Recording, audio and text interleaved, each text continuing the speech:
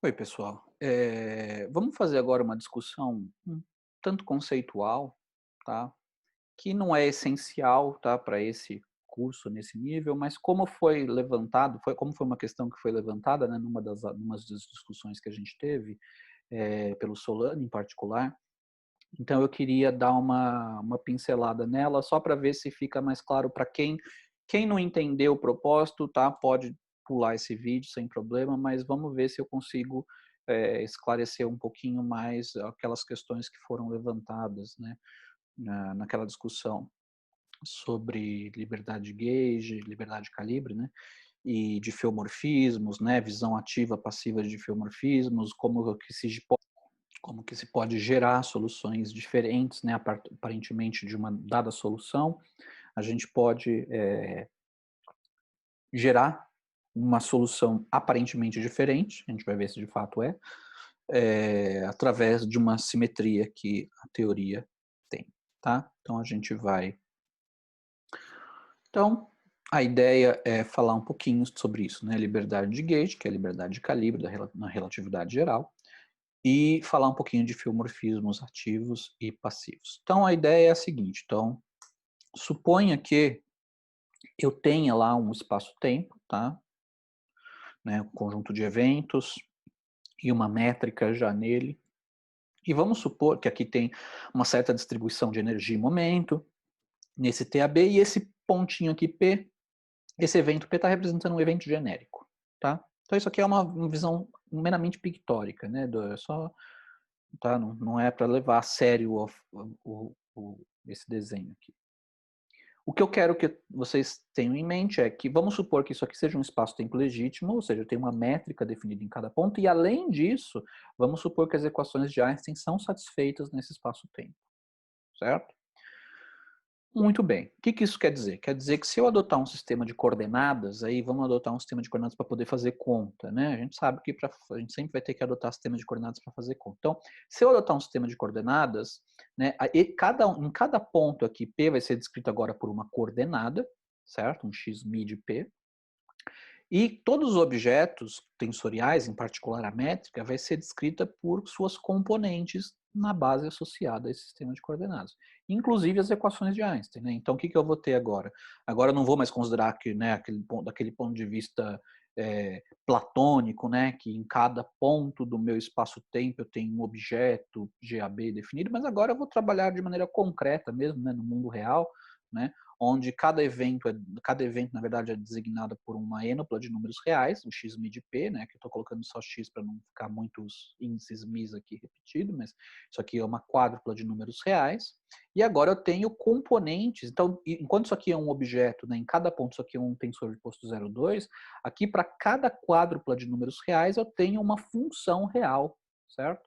Então aqui, na verdade, eu tenho, né, pela simetria, eu tenho 10 funções reais aqui de 4 variáveis cada, certo? Que são as componentes dessa métrica nesse sistema de coordenadas. E a mesma coisa para a equação de Einstein. A equação de Einstein agora é um conjunto de 10 equações, né? Porque isso aqui são tensores simétricos também, né, em 4 dimensões.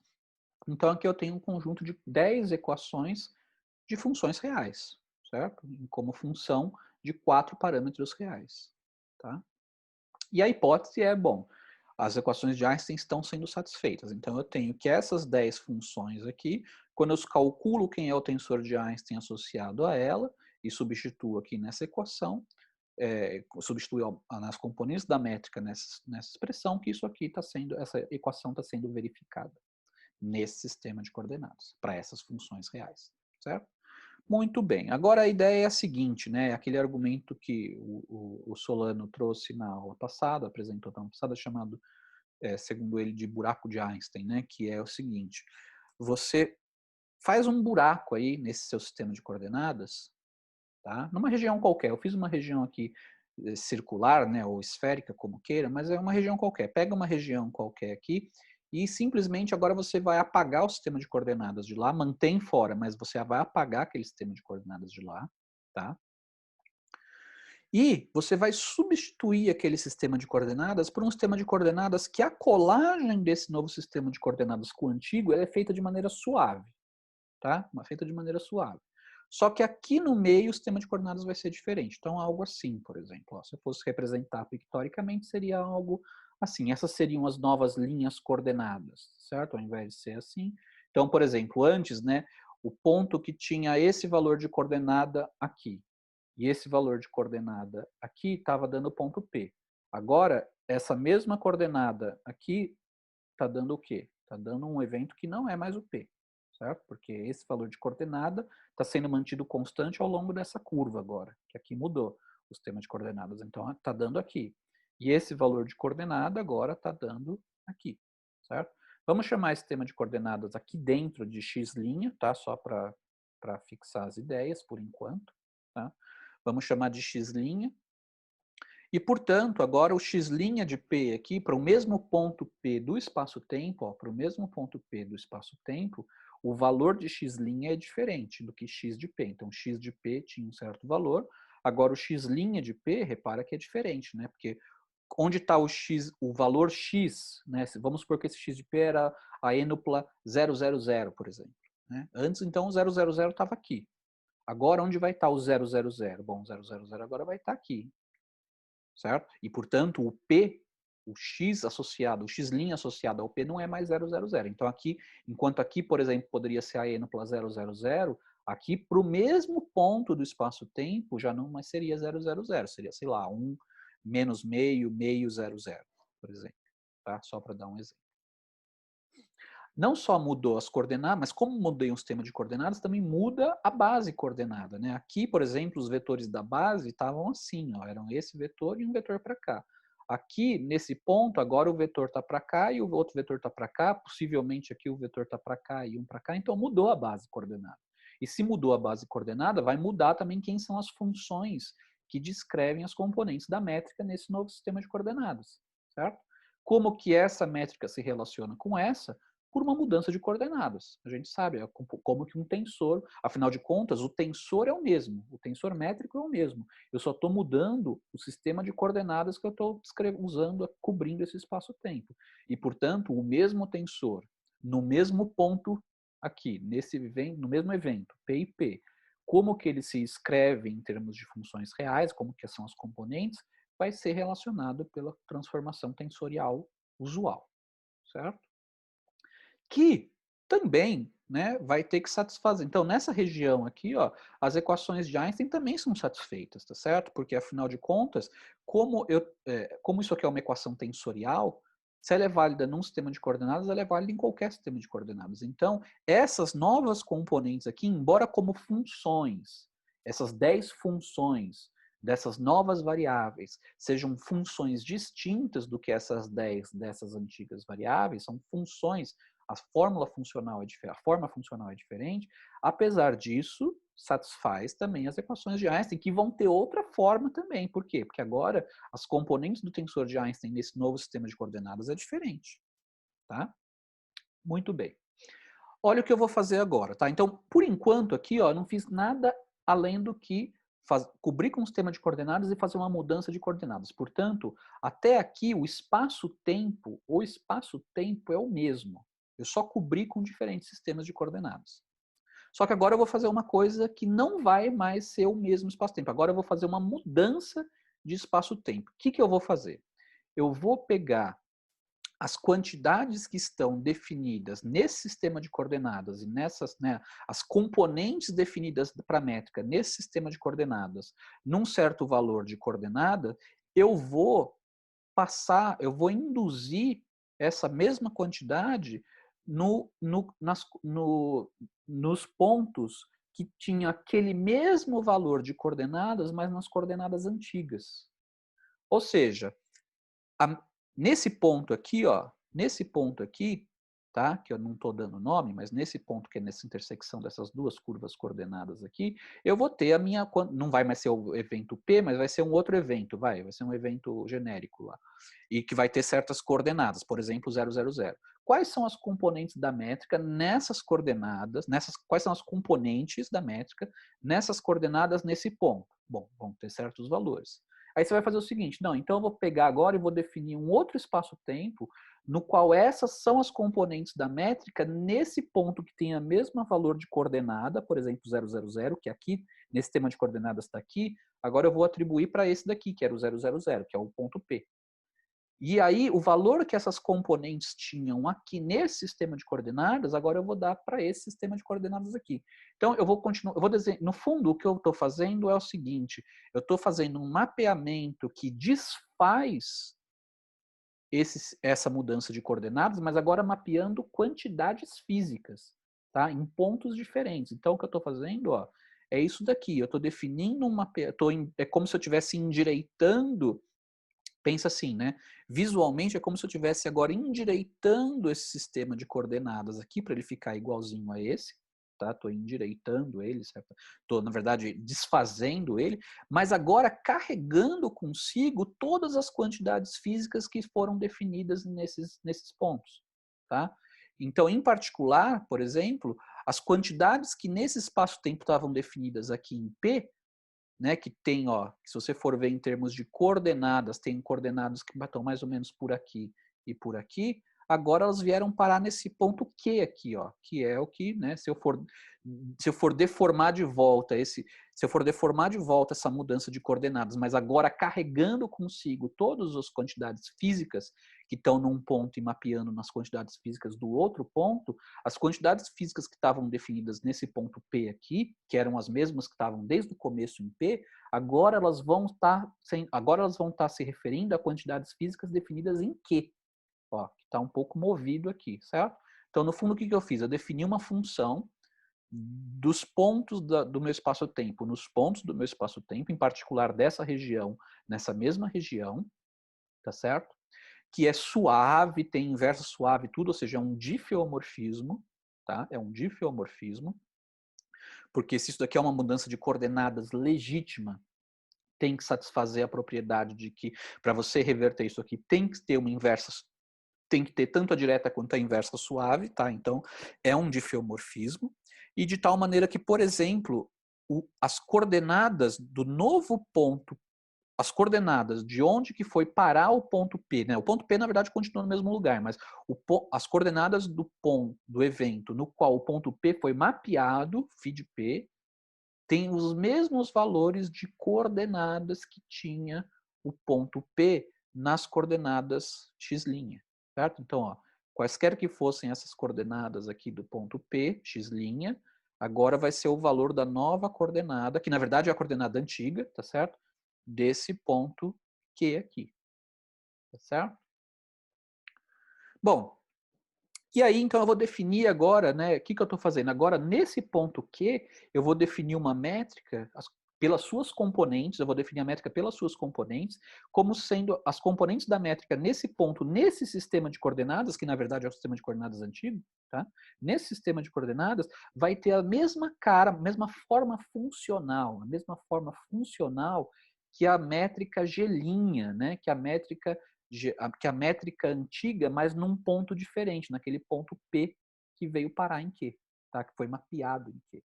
Então, olha aqui, né? Então, a métrica nesse ponto aqui, ela é dada o quê? Pela métrica antiga nesse mesmo ponto. Só que o xq, quem é o xq? O xq é o x' de P. Então, é a métrica que atuava aqui, ó. Então, a métrica que as componentes da métrica nesse sistema de coordenadas, nesse ponto, vieram parar para as componentes da métrica nesse sistema de coordenadas, nesse ponto. Só que esse sistema de coordenadas é o sistema de coordenadas antigo, certo? Então, mas repara o seguinte, ainda assim, como isso daqui, ó, satisfazia as equações de Einstein, tá? Essa nova métrica aqui também satisfaz as equações de Einstein. Tá? Essas componentes dessa métrica, porque na verdade quem vai ser esse cara aqui, esse tensor aqui G barra, nada mais vai ser do que o G' calculado em XP. Então, o G til, o G barra, desculpa, calculado em XQ, nada mais é do que o G' calculado em XQ, que é o G' calculado em X' de P. A mesma coisa para o tensor energia-momento T barra. O T barra x de Q, no ponto x de Q, nas coordenadas x de Q, tá certo? As componentes T barra mini nas coordenadas x, como que elas dependem funcionalmente das coordenadas x de Q, é a mesma dependência que o T' aqui tinha em também x de q. Só que x de q é x' de p. Portanto, t barra mini de x de q nada mais é do que o t' mini x' de p. Então, essa equação aqui, na verdade, é essa. É essa. Tá? É a mesma equação. Tá? É a mesma equação. Portanto, também está sendo verificada. Tudo bem? E aí vem a... Bom, e agora vamos fazer o seguinte, vamos apagar. Ó. Repara que aqui, ó, quando eu fiz esse mapeamento, né, eu não só mudei, eu fiz mapeamento dos pontos. Então, todas as quantidades físicas, a métrica e o tensor energia-momento, eu mapeei também. Então, repara que aqui eu representei como mudando, né, a região na qual o tensor energia-momento é diferente de zero, né? Ficou uma região meio espichada assim, tá certo? E aí vem uma... Então, agora que a gente mostrou que a gente tem isso aqui também é a solução das equações de Einstein, né, vamos eliminar agora o sistema de coordenadas. E aí eu vou acabar com isso daqui, ó. Eu vou ter um espaço-tempo, né, onde eu tenho, a partir do momento que eu tenho as componentes da minha métrica e eu tenho minha base coordenada, porque eu tenho meu sistema de coordenadas, eu posso reconstruir quem é a minha métrica. Quem é a minha métrica? Eu vou chamar de G barra. E a partir do momento que eu tenho, né, o meu G-bar, a partir do momento que eu tenho aqui os tensores, as componentes do tensor, né, do tensor de Einstein, do tensor T-mini, do tensor de energia de momento, nesse sistema de coordenadas, eu tenho o quê? Eu posso reconstruir quem é o tensor legítimo. Então eu posso, uma vez feito isso, eu posso esquecer o sistema de coordenadas. E o fato é, por essa construção toda, se eu comecei com uma coisa que era a solução das equações de Einstein, eu termino com uma coisa que também é solução, uma situação, né, uma configuração de espaço-tempo, que também é uma configuração física, que também satisfaz as equações de Einstein. Tá?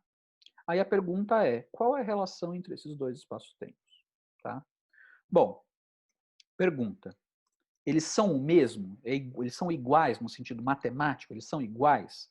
A resposta é não, eles não são iguais. E por que eles não são iguais? Por uma razão muito simples. A métrica GAB no ponto Q, métrica GAB barra no ponto Q, ela veio induzida pela quanto a métrica do espaço-tempo original valia em P, certo? Quanto que a métrica valia em P. Só que quando eu pego quanto que a métrica valia em P e faço esse procedimento e com isso construo uma nova métrica no ponto Q, no evento Q, que está por aqui, ó, certo? Que está por aqui, não necessariamente vai bater com a métrica que esse espaço-tempo original, com qual era o tensor métrico nesse espaço-tempo original naquele evento Q. Tá? Então, a métrica aqui no evento Q, que deve estar por aqui, ó, tá? Não necessariamente bate com essa métrica que foi induzida em Q, mas via quanto a que a métrica valia em P, por esse procedimento todo aqui. Certo? Então, o fato de que no mesmo evento, não é comparar P com Q, é comparar Q com Q. Então, pego o Q aqui e pego o Q aqui, ou pego o P aqui e pego o P aqui, e compara o tensor métrico nesses dois conjuntos de pontos, que como o conjunto de pontos é o mesmo, tá? Por quê? Porque foi mapeado o conjunto de pontos M no conjunto de pontos M, então como o conjunto de pontos é o mesmo, só que a métrica está definida agora, quando eu pego o mesmo ponto daqui nos dois espaços e comparo o tensor métrico nos mesmos pontos, não é o mesmo tensor métrico necessariamente, não é necessariamente o mesmo tensor métrico. Seria se isso daqui não fosse apenas um difiomorfismo, mas fosse uma isometria. Aí é diferente. Aí é quando você faz tudo isso e você nota que no final, aquela métrica que você induziu naquele ponto final era exatamente a métrica que já estava ali. Aí beleza, aí você tem aí você tem uma isometria. Mas no caso aqui não, no caso isso aqui era um difiomorfismo arbitrário. E aí, para um difiomorfismo arbitrário, um espaço-tempo genérico, isso aqui não vai calhar de você induzir no ponto Q um tensor métrico por esse procedimento, que é exatamente a métrica que já existia em Q. Certo? Então, do ponto de vista matemático, são espaços-tempos distintos. Por quê? Porque num mesmo ponto, o valor do tensor métrico é distinto. Porém, será que eles são equivalentes em algum sentido? E a resposta é sim, eles são fisicamente equivalentes. O que eu quero dizer com fisicamente equivalentes? Não há nenhum processo, nenhum experimento físico que você consiga usar para discernir essa solução das equações de Einstein dessa solução das equações de Einstein. Não há, tá? E o motivo pelo qual não há é porque nesse procedimento aqui, tudo eu mapeei junto, né, com esse mapeamento, eu levei junto todas as propriedades físicas juntas, tá? De modo que agora o evento, embora eu consiga dizer que, olha, a métrica no evento Q é diferente da métrica, da métrica antiga no mesmo evento Q, tá? Mas agora eu não tenho mais como discernir entre P e Q, tá? Porque todas as propriedades físicas que existiam em P, em particular a métrica, e outras propriedades também, foram levadas para Q. Então, depois de feita isso daqui, embora do ponto de vista matemático, né, são diferentes, porque no mesmo conjunto de pontos eu estou colocando tensores métricos que são diferentes, ponto a ponto diferentes, tá? Só que um foi induzido pelo outro de maneira que eu não tenho como discernir fisicamente, tá? Quem é o evento P do espaço do espaço-tempo original, do evento Q do espaço-tempo final. Eu consigo discernir aqui o evento P e Q do espaço inicial. Eu consigo discernir P e Q do espaço final, mas eu não consigo discernir o evento P do espaço inicial do evento Q do espaço final. Por quê? Porque, embora esse φ aqui não seja uma isometria desse espaço-tempo aqui, com essa métrica fixa, esse espaço-tempo é isométrico a esse, porque basicamente foi o que eu fiz, né? Eu defini um novo espaço-tempo no qual a métrica no evento Q, ela foi induzida pela métrica do espaço-tempo antigo no evento P, certo? Então, esses dois espaços-tempos aqui, eles são isométricos, tá? E se eles são isométricos, significa que não dá para diferenciá-los do ponto de vista geométrico, que no fundo, para todos os propósitos práticos, é do ponto de vista físico. Por quê? Porque, no fundo, a lição que a gente tira daqui é o seguinte: o nome que você dá para os eventos do espaço-tempo não tem significado físico, tá? Eventos só são fisicamente discerníveis ou localizáveis, digamos assim, né, ou distinguíveis, se ocorre um processo físico nele, tá? Então, por exemplo, esse evento P aqui poderia estar sendo caracterizado aqui pelo cruzamento de dois raios de luz, por exemplo, ou pelo decaimento de um átomo, que nesse evento emitiu um fóton, ou coisa do tipo, um processo físico.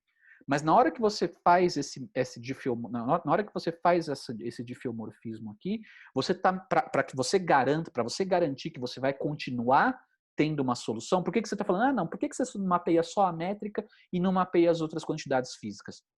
Porque se eu só mapear a métrica e não as outras quantidades físicas que entram desse lado das equações de Einstein, eu não vou mais garantir que a equação de Einstein está sendo satisfeita. E aí eu vou gerar um espaço-tempo que não necessariamente é um espaço-tempo físico, no sentido que não necessariamente é uma solução das equações de Einstein. Para eu garantir que seja equações de Einstein, eu tenho que fazer, nesse meu difiomorfismo aqui, nesse meu mapeamento, eu tenho que trazer junto tudo, todas as quantidades físicas. E se eu estou trazendo todas as quantidades físicas, em particular, se esse evento P era o nome que eu dei para o evento que foi o cruzamento de dois raios de luz, que é algo físico, na hora que eu fiz esse mapeamento aqui, esses dois raios de luz também foram levados juntos. E agora o cruzamento desses dois raios de luz não está mais ocorrendo nesse evento aqui, que seria o antigo P, mas está ocorrendo nesse novo evento que eu estou chamando de Q. Então, essa maneira de eu dizer, né, o que é o mesmo conjunto de pontos do ponto de vista matemático, fisicamente não tem sentido. Tá? Então, não há fisicamente como eu discernir esse evento P desse evento Q, uma vez feito esse difiomorfismo aqui, esse mapeamento aqui. Certo? Tudo bem? Então, né, não tem como você, num espaço-tempo, identificar, esse evento é diferente de você pode distinguir dois eventos, evidentemente. Mas quando você compara dois espaços-tempo, mesmo que o conjunto de pontos seja o mesmo, se todas as quantidades que estavam sendo fisicamente definidas em P agora forem fisicamente definidas em Q, tiverem sido arrastadas para Q, não tem como você discernir os dois, não tem como você saber que são diferentes. E, portanto, fisicamente, esse espaço-tempo e esse espaço-tempo são rigorosamente, fisicamente falando, o mesmo. Então, na verdade, por esse processo, eu gerei uma outra solução matemática para o meu problema. Por quê? Porque como funções matemáticas, essa função aqui, essa função, é diferente dessa. São funções diferentes. A forma funcional vai ser diferente, tá? Então, repara que aqui eu voltei para os mesmos tipos de coordenadas, x e x. Só que a maneira como essas 10 funções dependem de x não é a mesma maneira como essas 10 funções dependem de x. E mais, elas não, como as coordenadas são a mesma, eu não posso nem dizer que elas estão relacionadas por uma mudança de coordenadas meramente. Por que não? Bom, porque basicamente né, compara no mesmo ponto, tá? Compara no mesmo ponto. Então, se eu comparar aqui com x de q, né, aqui eu também teria que comparar com x de q, tá certo? O fato é o seguinte, esquece agora o q aqui, esquece o p aqui. O gemini de x, e aqui é um gemini barra de x. Como funções de x são funções distintas. Se eu pegar o mesmo valor de x aqui e o mesmo valor de x aqui, tá? Se eu pegar o mesmo valor de x nos dois, que vai estar representando então o mesmo evento do espaço-tempo, são funções não só que são funções diferentes, mas como nem estão relacionadas por mudança de coordenadas, tá? Porque as coordenadas são as mesmas, tá? São as mesmas coordenadas, tá? Apesar disso, representa um espaço-tempo que é fisicamente indistinguível do outro. Tá? Então, como solução matemática, são soluções distintas, mas como situação física, representa exatamente a mesma situação física. Tá certo? Então, isso é importante. Isso resolve, né, isso esclarece, ou isso deixa claro o seguinte, que, só para deixar claro, né, essa maneira aqui, ó, essa visão de eu pegar, botar um sistema de coordenadas e mudar o sistema de coordenadas, tá, é uma maneira, isso aqui também eu posso pensar como sendo um diffeomorfismo, tá? Porque eu estou pegando aqui, né, fazendo, eu posso pensar que essa maneira que eu fiz daqui para cá, ó, que eu peguei cada valor de coordenada e só mapeei num outro ponto, né? Então, esse valor de coordenada que valia aqui no P, agora eu estou mapeando para um outro ponto aqui, para ter esse valor de coordenada, certo? Tudo bem? Então, isso aqui também eu posso pensar como sendo a atuação de um diffeomorfismo, né? De um mapeamento suave, com verso suave, beleza. Só que aqui, repara que eu não tô mapeando o ponto, eu estou mapeando as coordenadas. E não estou levando junto as propriedades físicas daquele ponto. Então, até aqui, se esse evento P, por exemplo, era o evento do cruzamento de dois de raios de luz ou decaimento de um átomo, o que quer que seja, até aqui ele continuava sendo esse evento. O cruzamento dos dois raios de luz ou do decaimento do átomo ocorreu nesse evento aqui, que agora não tem mais as coordenadas que eu tinha dado antes, mas tem outro valor de coordenadas. Eu mudei as coordenadas. Eu usei o diffeomorfismo para mudar as coordenadas. Isso daqui, quando a gente usa um diffeomorfismo desse jeito, a gente está dizendo que a gente está usando a visão passiva do diffeomorfismo, que você muda as coordenadas, mas não muda a física, certo? Você não move junto com esse diffeomorfismo as quantidades físicas, você move meramente o rótulo que você deu para os pontos, tá? Quando você faz isso daqui, ó, quando você compara esse estágio inicial para esse aqui, ó, esse aqui, para esse quadro aqui, aí não, aí o que foi feito é diferente. Eu peguei a quantidade física que estava definido aqui em P, eu peguei o mapeamento que pega P e leva em Q, e junto com o mapeamento, eu não levei o sistema de coordenadas. O sistema de coordenadas eu deixei lá, mas eu movi as quantidades físicas, certo? É como se efetivamente eu estivesse movendo o evento físico, certo? Por quê? Porque esse evento físico aqui, o que ele era? O cruzamento de dois raios de luz. Bom, agora o cruzamento dos dois raios de luz não está mais ocorrendo nessas mesmas coordenadas, mas está ocorrendo aqui. Que como conjunto de pontos é um ponto diferente. Tá? Né, do ponto de vista platônico, eu poderia pensar desse jeito. Mas que fisicamente é indistinguível do anterior. Tá? Essa visão na qual você não move o sistema de coordenadas, mas você usa o diffeomorfismo para mapear as quantidades físicas, é a chamada visão ativa de um diffeomorfismo. Tá? Mas você repara que as duas estão relacionadas. Tanto é que eu pude, né, daqui para cá, então, daqui para cá eu fiz a visão ativa e daqui para cá eu tinha feito meramente a visão passiva, certo? Mas os dois, se eu penso na visão passiva, é óbvio que eu tenho a mesma situação física, por quê? Porque embora eu tenha funções diferentes, eu meramente fiz uma mudança de coordenadas, certo? Enquanto que se eu penso na visão ativa, eu de novo tenho a mesma situação física, porque agora o que eu tenho é um espaço-tempo diferente, porém que é isométrico ao espaço-tempo original. Tudo bem? São visões diferentes, são interpretações diferentes, mas o que importa é o seguinte: fisicamente, no final, você tem a mesma situação física, tá? O mesmo espaço, do ponto de vista físico, é o mesmo espaço-tempo. Se eu for mais, né? Se eu for mais, digamos assim, menos, se eu for realmente levar a sério esse negócio de que você só pode dar labels, você só pode discernir eventos através de processos físicos ocorrendo, na verdade, nem faria sentido eu dizer que esse aqui é um outro evento, certo? Então, essa ideia matemática que você tem um conjunto de pontos e sobre ela você põe a sua estrutura de métrica, nem faria sentido você falar desse que existe esse conjunto de pontos que você pode, de fato, discernir esses pontos. Enquanto você não coloca a estrutura física lá em cima, não tem como você dizer, né, localizar pontos. Pode localizar por coordenadas, tudo bem, mas você não pode, né, discernir um ponto de um sistema de um ponto de um espaço de um outro ponto que é feito um difiomorfismo em relação ao primeiro. E de fato, né, em geometria diferencial, é evidentemente considerado que quando você está falando de uma variedade, na verdade você está falando de que duas variedades, né, que são justamente esses conjuntos de ponto aqui, que são relacionados por um difiomorfismo, são na verdade equivalentes, tá? São na verdade a mesma, né? Você pode considerar, né, num sentido mais geral, como sendo na verdade a mesma variedade, tá certo?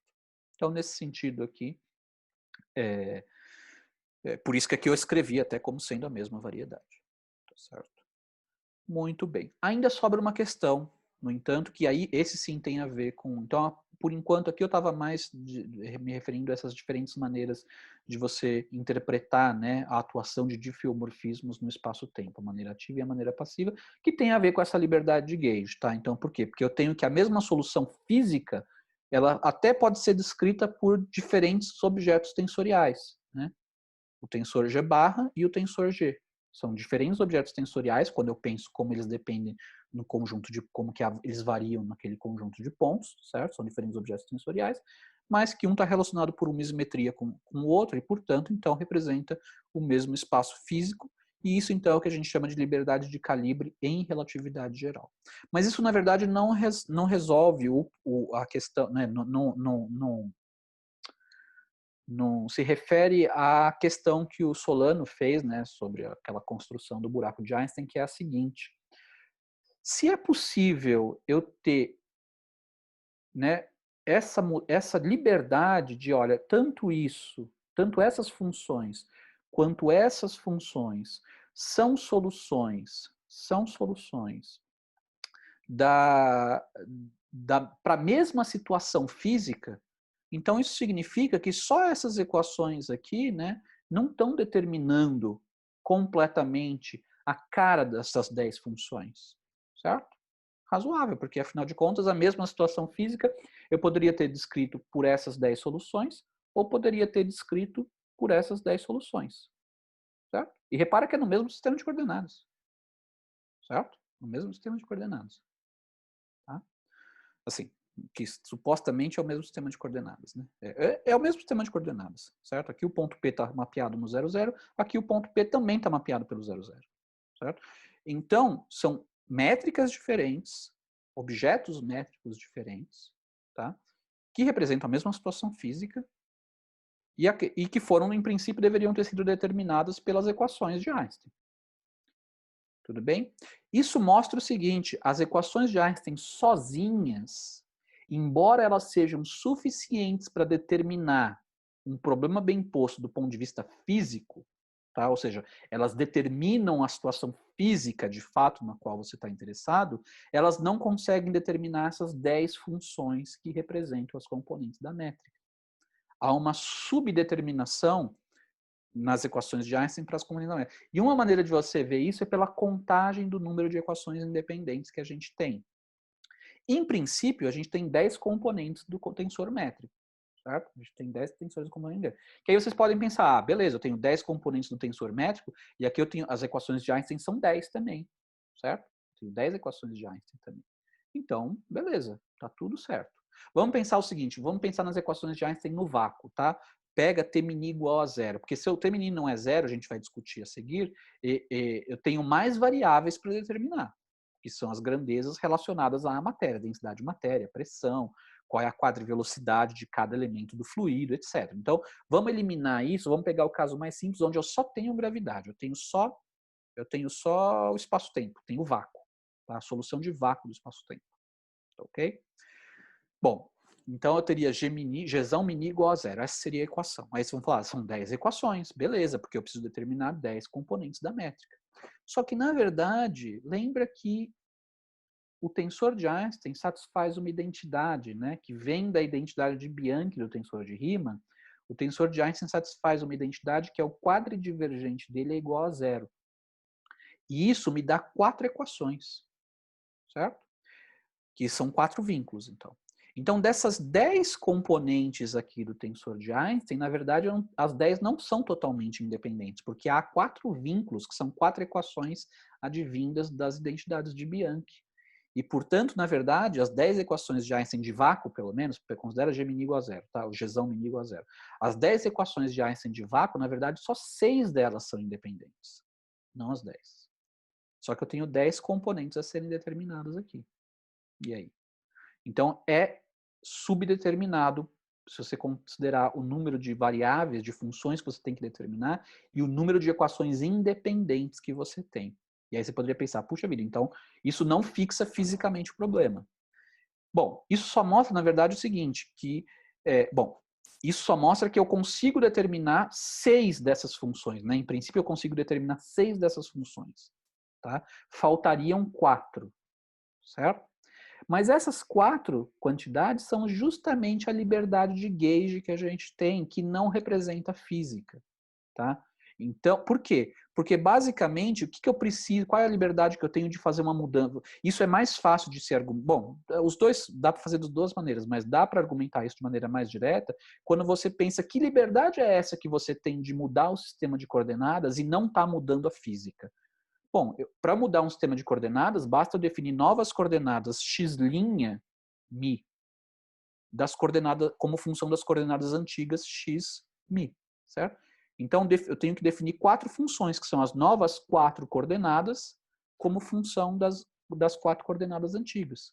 Então eu tenho essa liberdade de mudar, fazer uma mudança de coordenadas e, portanto, quando eu mudo as coordenadas, eu mudo as componentes, tá certo? E eu tenho 4 funções livres para determinar essa mudança de coordenadas, que são como que as 4 novas coordenadas dependem das 4 coordenadas antigas. Beleza? Então eu tenho de fato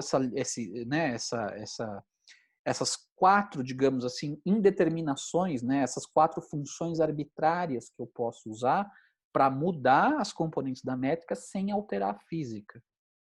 Tá? Em outras palavras, eu posso inverter o raciocínio e dizer o seguinte: eu posso eu posso escolher fixar do jeito que eu quiser, das 10 componentes da métrica, eu tenho liberdade de fixar ou de dar uma forma, dependendo, né, eu posso fixar 4 delas fazendo uma mudança de coordenadas conveniente, tá? Eu elimino 4 dessas, não necessariamente que eu vou zerar, pode ser que eu zere, tá? Eu posso querer zerar, por exemplo, dessas 10 componentes, eu posso querer, eu vou fazer uma mudança de coordenadas que, por exemplo, me zerem 4 delas. Não necessariamente você vai conseguir zerar qualquer uma, mas você vai conseguir zerar 4 delas, por exemplo. Ou você vai conseguir restringir a forma de 4 delas de maneira que você não precise elas deixem de ser incógnitas, né? Funções a serem descobertas, funções indeterminadas. E aí sobram quantas para você ter que determinar?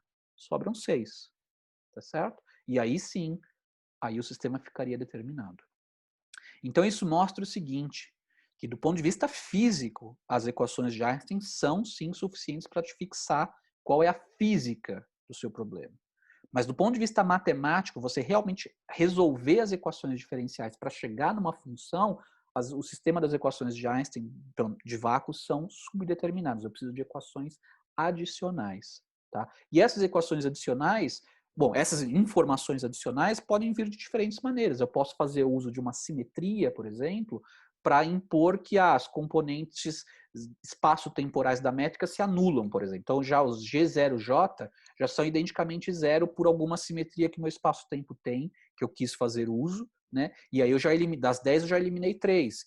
E aí eu posso fixar também, além disso, eu quero normalizar minha coordenada temporal para que represente o tempo de quem está parado naquele sistema de coordenadas.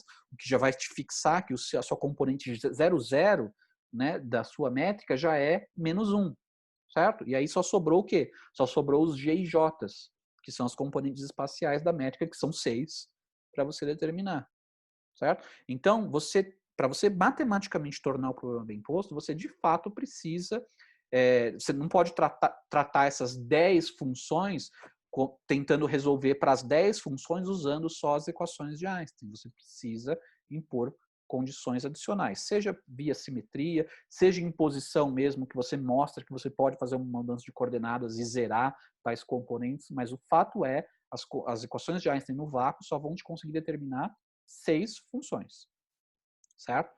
O resto você vai ter que fixar por algum outro critério geométrico, mas o bom é, essa indeterminação que sobra não é física. A física está determinada. Essa indeterminação que sobra é esse tipo de indeterminação aqui, ó, de que eu posso representar o mesmo na situação física ou pelo mesmo espaço-tempo em sistemas de coordenadas diferentes, ou por espaços-tempos que são isométricos um em relação ao outro, que na verdade é indistinguível de ser o mesmo só com uma mudança de coordenadas. Tá certo? Então, essa é a discussão. O que acontece se eu tenho o T-mini diferente de zero? Isso aí, tudo que eu falo, essa discussão foi para T-mini igual a zero, certo? Que aí eu vou ter 10 equações de Einstein, mas só 6 delas são independentes. Tá? O que acontece se eu coloco T-mini, se eu coloco G-mini igual a T-mini? Bom, quando eu faço isso, aí volta a se ter 10 equações. Por que volta a se ter 10 equações? Continua sendo verdade que o G satisfaz uma identidade, então o quadro divergente dele é zero. Só que o lado direito, que é o T-mini, quando o lado direito era identicamente nulo, é óbvio que o quadro divergente de algo que é identicamente nulo, então não traz informação nenhuma. Só que agora a informação de que o quadro divergente do T-mini também tem que ser zero, essa é uma informação não trivial. Então agora, né, tanto faz eu considerar que as 10 equações são independentes, porque agora eu estou dizendo, olha, que o Gemini não é que ele é zero, é que eu tenho que tem que ser igual a essas 10 componentes de T-mini, e isso é uma informação não trivial, que aí automaticamente, se eu igualar que todas as componentes T-mini têm que ser igual a todas as componentes Gemini, automaticamente, como o Gemini satisfaz a identidade de Bianchi, o T-mini também vai satisfazer quadro divergente igual a zero. Tá? Se eu impuser as 10. Mas aí ou eu posso impor só 6 equações de Einstein e, além disso, impor que o quadro divergente do T-mini é zero, que é uma imposição, que não é óbvia. E aí, de novo, eu vou ter 6 equações de Einstein, mais as 4 equações de quadro divergente de T-mini igual a zero. 10 equações. Então, quando eu tenho as equações de Einstein sem ser no vácuo, eu tenho 10 equações. O problema é o seguinte, se eu estou acrescentando matéria, eu acrescentei o número de funções que eu não conheço. Tá? Então aí vai ter que ter uma distribuição de densidade de energia, vou ter que ter uma distribuição de pressão. Se o fluido for mais complicado, eu vou ter troca de calor, vou ter cisalhamento, vou ter outros tipos, anisotropias, etc. Eu vou ter outras funções, né? Eu vou ter outras, digamos, vou ter as componentes da quadrivelocidade, do elemento de fluido, né? Que esteja da energia ali. Então isso vai me acrescentar ao número de funções a serem determinadas, além de eu ter aquelas 10, não vão mais ser só 10, eu vou ter que ter mais funções aqui, que são as funções que vêm. E é por isso que muitas vezes até aí você não só vai ter que acrescentar a essas 10 equações de Einstein, você vai ter que continuar acrescentando condições de gauge, né, fixação de gauge, mas além disso ainda você vai ter que acrescentar equações de estado. Tá? Por exemplo, como que a pressão desse fluido se relaciona com a sua densidade de energia. Ou então você vai ter que dar, por exemplo, qual a distribuição de energia, torcendo para que ela não gere um sistema impossível, né? Porque lembra que o fato de essa contagem de número de equações, de número de funções, é bem assim, superficial, tá certo? Porque eu posso ter o mesmo número de equações, mas ter um sistema que é impossível, porque eu tenho lá equações que são inconsistentes, certo? Então eu preciso tomar cuidado com isso. Tá? Mas supostamente, né, eu tenho, vamos pegar, por exemplo, o caso mais simples, o tensor energia-momento do fluido mais simples possível, que é o que a gente vai usar tanto nas aulas de solução interna de Schwarzschild, quanto nas aulas de cosmologia, que é o tensor energia-momento do fluido perfeito. Fluido perfeito é o quê? É um fluido que é completamente caracterizado pela sua densidade de energia, pela sua pressão e pela quadrivelocidade do seu elemento de fluido, tá?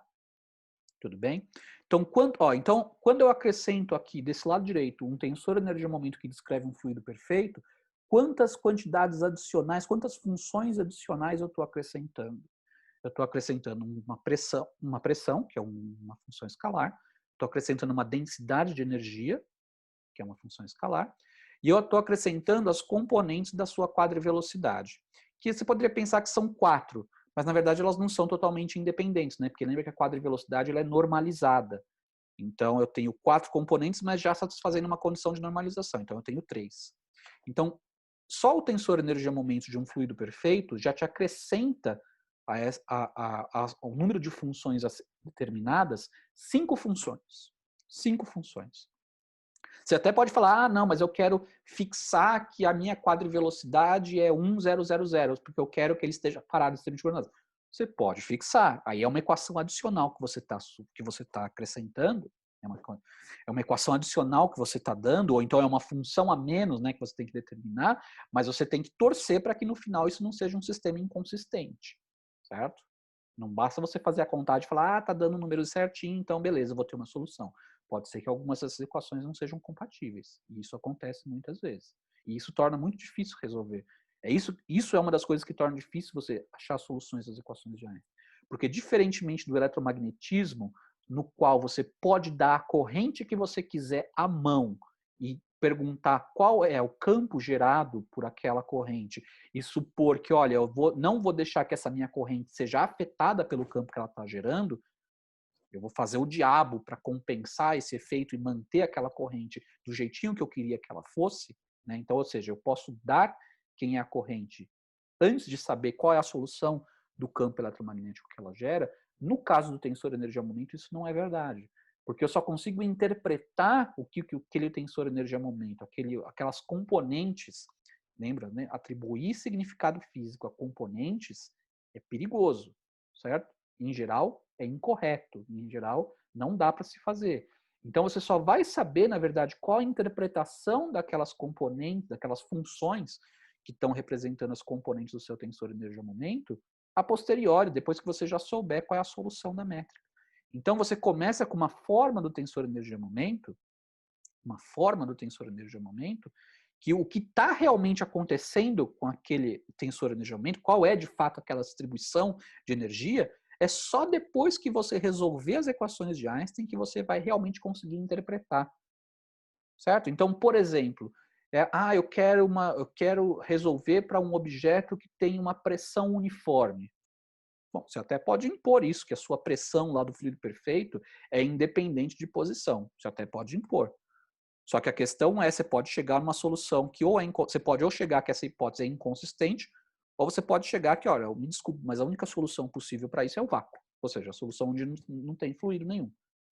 Certo? Então, é difícil você ter controle sobre realmente qual é a distribuição de energia no momento que você está colocando na sua solução, na sua equação, porque você só vai ter a interpretação física do significado daquelas componentes quando você resolver as equações de Einstein. Então é uma coisa que você não tem a priori a interpretação física de qual é a situação física daquela distribuição de matéria que você está dando.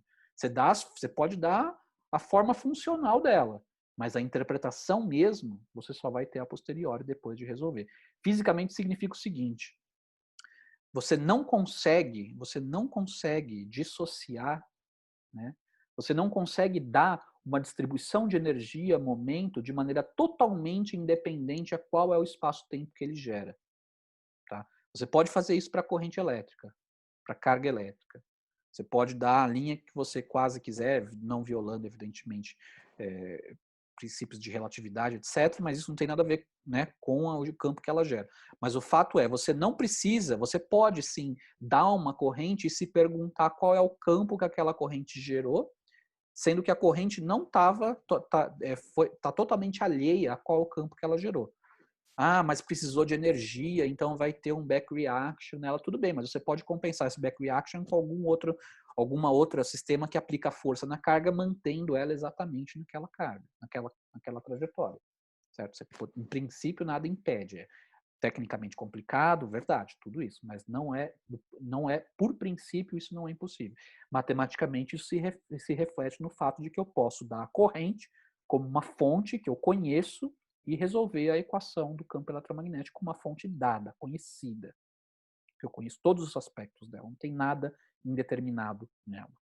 Para o tensor energia aumento não dá, porque a métrica não só entra explicitamente dentro da expressão do tensor energia aumento, como a interpretação do que cada componente significa, de como fisicamente essa matéria está distribuída, só fica claro, só fica determinado depois que a métrica é conhecida. E, portanto, aqui não tem como você dar o sistema físico, né, como que é a física da sua fonte de gravidade, de maneira independente a qual é o espaço-tempo no qual ela vai estar imersa, no qual o espaço-tempo que ela mesma vai gerar. Tá certo? Tudo bem? Então, por exemplo, no caso do tensor de energiamento fluido perfeito, a gente tem 5 quantidades adicionais. Então, além das 10 quantidades métricas, certo? Tudo bem, nem todas elas físicas, têm liberdade, mas além das 10 componentes métricas, ainda eu tenho agora o quê? Eu tenho mais 5, mais cinco